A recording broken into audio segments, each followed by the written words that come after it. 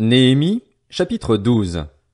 Voici les prêtres et les Lévites qui étaient revenus de déportation avec Zorobabel, fils de Shealtiel, et avec Josué, Séraja, Jérémie, Esdras, Amaria, Maluc, Hatush, Shekania, Réhum, Mérémoth, Iddo, Guinétoi, Abija, Mijamin, Maadia, Bilga, Shemaéja, Jojarib, Jedaéja, Salu, Amok, Ilkija et Jedaéja. Ceux-ci étaient les chefs des prêtres et de leurs frères à l'époque de Josué. Pour les Lévites, il y avait Josué, Binui, Kadmiel, Shérébia, Juda, Matania, qui était responsable des chants de louange avec ses frères, ainsi que Bakbukia et Uni, leurs frères, qui les assistaient en fonction de leur responsabilité. Josué a eu pour fils Jojakim, Jojakim a eu Eliashib, Eliashib a eu Jojada, Jojada a eu pour fils Jonathan, et Jonathan a eu Jaddua. Voici les prêtres qui étaient chefs de famille à l'époque de Jojakim. Pour la famille de Séraja, Méraja. Pour celle de Jérémie, Hanania. Pour celle d'Esdras, Meshulam. Pour celle d'Amaria, Jokanan. Pour celle de Mélikou, Jonathan. Pour celle de Shebania, Joseph. Pour celle de Harim, Adna. Pour celle de Mérajot, Helkaï. Pour celle d'Iddo, Zacharie. Pour celle de Guinéton, Meshulam. Pour celle d'Abija, Zikri. Pour celle de Minjamin et Moadia, Piltaï. Pour celle de Bilga, Shamua. Pour celle de Shemaéja, Jonathan. Pour celle de Jojarib, Matnaï. Pour celle de Jedaéja, Uzi. Pour celle de Salaï, Kalaï. Pour celle d'Amok, Héber. Pour celle de Ilkija, Achabia. Pour celle de Jedaéja, Nathanaël. Sous le règne de Darius le Perse, on a enregistré par écrit le nom des Lévites qui étaient chefs de famille à l'époque d'Eliashib, de Jojada, de Jokanan et de Jaddua, de même que celui des prêtres. Le nom des Lévites, chefs de famille, a été inscrit dans les annales jusqu'à l'époque de Jokanan, descendant d'Eliashib. Les chefs des Lévites Achabia, Shérébia et Josué, fils de Kadmiel, ainsi que leurs frères qui les assistaient, étaient chargés de louer et célébrer l'Éternel à tour de rôle, suivant l'ordre de David, l'homme de Dieu. Matania, Bakbukia, Abdias, Meshulam, Talmon et Akub, qui étaient portiers, avaient la charge des provisions situées près des portes, et ce à l'époque de Jojakim, le fils de Josué et petit-fils de Jotsadak, ainsi qu'à celle du gouverneur Néhémie et du prêtre et scribe Esdras. Au moment de la dédicace de la muraille de Jérusalem, on est allé chercher les Lévites où qu'ils habitent, et on les a fait venir à Jérusalem afin de célébrer la dédicace dans une fête joyeuse, avec des chants de louanges, au son des cymbales, des luths et des harpes. Les membres des chorales se sont rassemblés, venus de la plaine qui entoure Jérusalem, des villages des Nétophatiens, de Beth-Gilgal, ainsi que du territoire de Géba et d'Azmavet. En effet, les musiciens s'étaient construits des villages autour de Jérusalem. Les prêtres et les Lévites se sont purifiés eux-mêmes, puis ils ont purifié le peuple, les portes et la muraille. J'ai fait monter les chefs de Juda sur la muraille et j'ai mis en place 2 grands chœurs avec leur cortège. Le premier s'est mis en marche du côté droit de la muraille, vers la porte du fumier. Derrière lui marchaient Osée et la moitié des chefs de Juda, Azaria, Esdras, Meshulam, Juda, Benjamin, Shemaéja et Jérémie, ainsi que, parmi les prêtres munis de trompettes, Zacharie, fils de Jonathan et descendant de Shemaéja, Matania, Miché, Tzakur et Asaph, avec ses frères Shemaéja, Azaril, Milalaï, Gilalaï, Maaï, Nathanaël, Juda et Hanani qui jouaient des instruments de musique de David, l'homme de Dieu. Le scribe Esdras marchait à leur tête. À la porte de la source, ils ont gravi droit devant eux, par les marches de la ville de David, la montée de la muraille qui surplombe le palais de David, poursuivant leur chemin jusqu'à la porte des eaux, située à l'est. Le deuxième chœur a pris la direction opposée. Je marchais moi-même derrière lui avec l'autre moitié du peuple, sur la muraille. Passant au-dessus de la tour des fours, il est allé jusqu'à la muraille large et a poursuivi son chemin au-dessus de la porte d'Éphraïm, de la vieille porte, de la porte des poissons, de la tour de Hananil et de la tour de Méa jusqu'à la porte des brebis, avant de s'arrêter à la porte de la prison. Puis les 2 chœurs ont pris place dans la maison de Dieu, et j'ai fait de même avec ceux des magistrats qui m'accompagnaient, ainsi que les prêtres Eliakim, Maaz et Ja, Minjamin, Miché, Eljoénaï, Zacharie, Hanania, muni de trompettes, et Maazéja, Shemaéja, Éléazar, Uzi, Jochanan, Malkija, Élam et Ézer. Les musiciens se sont alors fait entendre sous la direction de Jizradja. Ce jour-là, les Israélites ont offert de nombreux sacrifices et se sont livrés à des réjouissances, car Dieu leur avait donné un grand sujet de joie. Même les femmes et les enfants se sont livrés aux réjouissances, et l'on a entendu de loin les cris de joie de Jérusalem.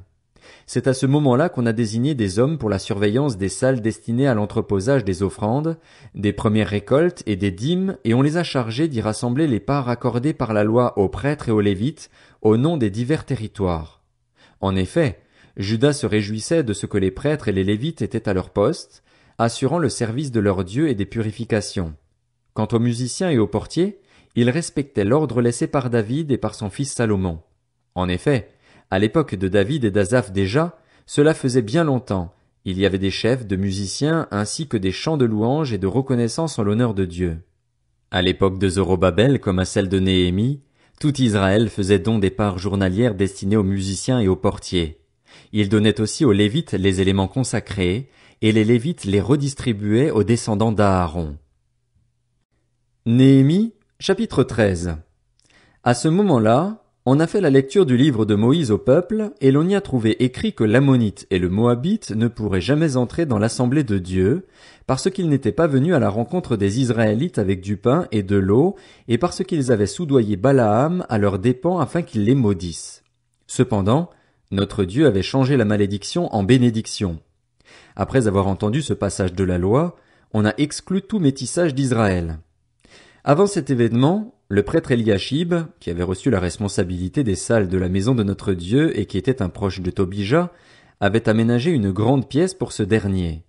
C'était une salle où l'on déposait auparavant les offrandes, l'encens, les ustensiles, la dîme du blé, du vin nouveau et de l'huile, c'est-à-dire la part due aux Lévites, aux musiciens et aux portiers et les prélèvements destinés aux prêtres.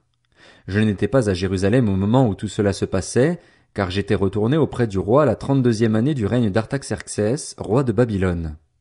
À la fin de l'année, j'ai demandé au roi la permission de revenir à Jérusalem et je me suis aperçu du mal qu'avait commis Eliashib au profit de Tobija, en lui aménageant une pièce dans les parvis de la maison de Dieu. J'en ai éprouvé un très grand déplaisir et j'ai jeté hors de cette pièce tous les objets qui appartenaient à Tobija. Puis j'ai ordonné qu'on purifie les salles avant d'y faire redéposer les ustensiles de la maison de Dieu, ainsi que les offrandes et l'encens.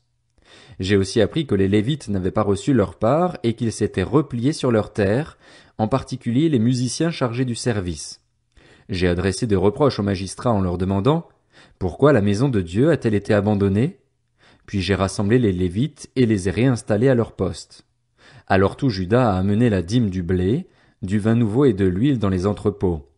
J'ai confié la surveillance de ces derniers au prêtre Shélémia, au scribe Tsadok et à Pédaja, l'un des Lévites, en leur associant Hanan, fils de Tzakur et petit-fils de Matania, car ces hommes avaient la réputation d'être dignes de confiance, et je les ai chargés de faire les distributions à leurs frères. Souviens-toi de moi, mon Dieu, à cause de cela, mon Dieu, et n'oublie pas mes actes de fidélité envers la maison de mon Dieu et son fonctionnement. À la même époque, j'ai vu en Juda des hommes fouler le raisin dans les pressoirs pendant le sabbat, rentrer des gerbes et charger même du vin, des raisins et des figues, en plus de toutes sortes de produits, sur des ânes pour les amener à Jérusalem le jour du sabbat. Je les ai avertis, le jour où ils vendaient leurs denrées. Il y avait aussi des Tyriens, installés là, qui apportaient du poisson ainsi que toutes sortes de marchandises et qui les vendaient aux Judéens, et ceux à Jérusalem, le jour du sabbat. J'ai adressé des reproches aux nobles de Juda en leur demandant « Que signifie cette mauvaise action de votre part? Vous violez le jour du sabbat. N'est-ce pas de cette manière que vos ancêtres ont agi? Notre Dieu a alors fait venir tous ces malheurs sur nous et sur cette ville, et vous voulez attiser sa colère contre Israël en violant le sabbat. » Puis j'ai ordonné qu'on ferme les portes de Jérusalem dès qu'elles seraient dans l'ombre, avant le sabbat, et qu'on ne les rouvre qu'après le sabbat. De plus, j'ai placé quelques-uns de mes serviteurs aux portes pour empêcher l'entrée de tout fardeau ce jour-là. Les marchands et les vendeurs de produits de toutes sortes ont alors passé une fois, puis une deuxième fois, la nuit à l'extérieur de Jérusalem. Je les ai donc avertis en leur disant « Pourquoi passez-vous la nuit devant la muraille? Si vous recommencez, je porterai la main contre vous. » Dès ce moment, ils ne sont plus venus pendant le sabbat. J'ai aussi ordonné aux Lévites de se purifier et de venir garder les portes pour respecter la sainteté du jour du sabbat. Souviens-toi de moi, mon Dieu, à cause de cela, mon Dieu, et aie pitié de moi conformément à ta grande bonté. À la même époque encore, j'ai vu des Juifs qui avaient installé chez eux des femmes asdodiennes, ammonites, moabites. La moitié de leurs fils parlaient l'asdodien mais ne savaient pas parler la langue des Juifs. C'était comme une langue étrangère pour eux. Je leur ai adressé des reproches et les ai menacés de malédiction. J'ai frappé quelques-uns de ces hommes, leur ai arraché des cheveux et leur ai fait prêter serment au nom de Dieu en disant: Vous ne donnerez pas vos filles en mariage à leurs fils, et vous ne prendrez leurs filles comme épouses ni pour vos fils ni pour vous. N'est-ce pas à cause de cela que Salomon, le roi d'Israël, a péché? Aucun roi n'était son pareil parmi toutes les nations. Il était aimé de son Dieu et Dieu l'avait établi roi sur tout Israël. Pourtant, même lui, les femmes étrangères l'ont amené à pécher. Nous faut-il donc apprendre que vous commettez un aussi grand crime et que vous faites preuve d'infidélité envers notre Dieu en installant chez vous des femmes étrangères? Un des fils de Jojada, le fils du grand prêtre Eliashib, était le gendre de Sanballat, le Horonite. Je l'ai chassé loin de moi. Souviens-toi d'eux, mon Dieu, car ils ont sali la fonction de prêtre et l'alliance contractée par les prêtres et les Lévites. Ainsi donc, je les ai purifiés de tout étranger, j'ai réinstauré le service des prêtres et des Lévites, chacun dans son activité, et j'ai rétabli l'offrande de bois au moment fixé ainsi que celle des premières récoltes. Souviens-toi de moi pour mon bien, mon Dieu. Esther, chapitre 1. C'était à l'époque d'Assuérus, de cet Assuérus qui régnait sur 127 provinces depuis l'Inde jusqu'en Éthiopie. Le roi Assuérus siégeait à ce moment-là à Suse, la capitale. La 3e année de son règne, il organisa un banquet pour tous ses princes et serviteurs. Les responsables militaires des Perses et des Mèdes, les nobles et les chefs des provinces furent réunis devant lui. Il étala la glorieuse richesse de son royaume et l'éclatante splendeur de sa grandeur. Cela dura longtemps, 180 jours. À la fin de cette période, le roi organisa un banquet pour toute la population de Suse, la capitale, du plus grand au plus petit. Celui-ci dura 7 jours et eut pour cadre le jardin du palais. Des tentures blanches, vertes et bleues étaient attachées par des cordons de fin lin et de pourpre à des anneaux d'argent et à des colonnes de marbre. Des lits en or et en argent reposaient sur un pavé de porphyre, de marbre, de nacre et de pierre noire. On servait à boire dans des récipients en or, tous différents les uns des autres, et il y avait du vin royal dans une abondance qui reflétait la puissance du roi.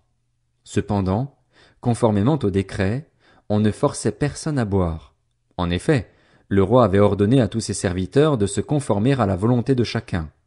De son côté, la reine Vasthi organisa aussi un banquet pour les femmes du palais royal d'Assuérus. Le 7e jour, placé dans de joyeuses dispositions par le vin, le roi Assuérus ordonna à Méhuman, Bista, Arbona, Bicta, Abacta, Zétar et Carcasse, les 7 eunuques qui étaient à son service, de faire venir devant lui la reine Vasthi, coiffée de la couronne royale, pour montrer sa beauté au peuple et aux princes. En effet, c'était une belle femme. Cependant, la reine Vasthi refusa de venir quand les eunuques lui transmirent le message du roi. Le roi s'en montra très fâché et en nourrit une ardente colère. Il s'adressa donc aux sages astrologues, car c'était ainsi que se traitaient les affaires royales, devant tous ceux qui connaissaient les lois et le droit. Son proche entourage était composé de Karshena, Shétar, Admata, Tarsis, Mérès, Marsena, Mémucan. Ces 7 princes de Perse et de Médie étaient admis en présence du roi et occupaient les premières places dans le royaume. Il leur demanda: D'après la loi, comment faut-il traiter la reine Vasthi suite à son refus de respecter l'ordre du roi Assuérus transmis par les eunuques? Mémucan répondit devant le roi et les princes: Ce n'est pas seulement vis-à-vis du roi que la reine Vasthi s'est mal comportée, c'est aussi vis-à-vis de tous les princes et de tous les peuples qui habitent toutes les provinces du roi Assuérus. En effet, l'attitude de la reine déteindra sur l'ensemble des femmes et les incitera à porter un regard méprisant sur leurs maris. Elles diront: Le roi Assuérus avait ordonné qu'on fasse venir la reine Vasthi devant lui, et elle n'y est pas allée. Aujourd'hui déjà, les princesses de Perse et de Médie, qui ont entendu parler de l'attitude de la reine, s'adresseront de la même manière à tous les princes du roi, ce qui entraînera beaucoup de mépris et de colère. Si le roi le juge bon, il devrait émettre un édit royal et l'inscrire dans les lois des Perses et des Mèdes, avec défense de l'enfreindre. Cet édit interdirait à Vasthi de se présenter devant le roi Assuérus et préciserait que le roi donnera le titre de reine à une autre qui soit meilleure qu'elle. Le décret du roi sera connu dans tout son royaume, malgré son immensité, et toutes les femmes honoreront leur mari, du plus grand au plus petit. Le roi et les princes trouvèrent le conseil bon, et le roi agit conformément à la parole de Memucan. Il envoya des lettres à toutes ses provinces, à chaque province dans son écriture et à chaque peuple dans sa langue, pour dire que tout homme devait être le chef de son foyer et y parler sa langue maternelle.